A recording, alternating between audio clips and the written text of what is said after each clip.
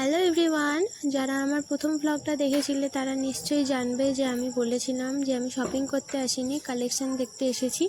So এই পার্টটাতে কিন্তু আমি শপিং করতেই এসেছি, সেটাই তোমাদের সঙ্গে শেয়ার করছি। প্রথমেই বলি, আমি আমার মেয়ের জন্য দুটো জামা কিনেছি। আর আমাদের আমার আর আমার জায়ের 199-এর দুটো টপ আর 399-এর দুটো কুর্তি সেট কিনেছি, যেগুলোর কোয়ালিটি কিন্তু খুবই ভালো। আর আমার এত পছন্দ হয়েছে, আমার মনে হচ্ছিলো যেন আমি আরও নিই।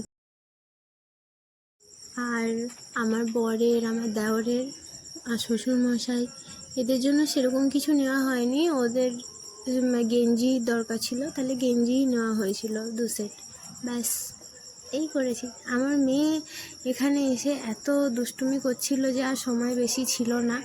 আর এত ভিড়, ওর জামা নিয়ে, এটা নিয়ে সেটা নিয়ে সব এত টানাটানি করছে, সত্যি বলছি, ওকে সামলানো নাজেহাল হয়ে পড়েছিলাম আমরাই। ওর এত এনার্জি যে ওর সঙ্গে আর পেরে উঠছিলাম না।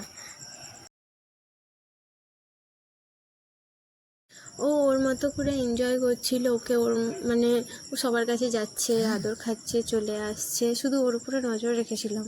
ওর থেকে যারা একটু বড়, দিদি দাদা, তাদেরকে দেখে ও এত আনন্দ পাচ্ছিল, তাদের সাথে খেলার চেষ্টা করছিল।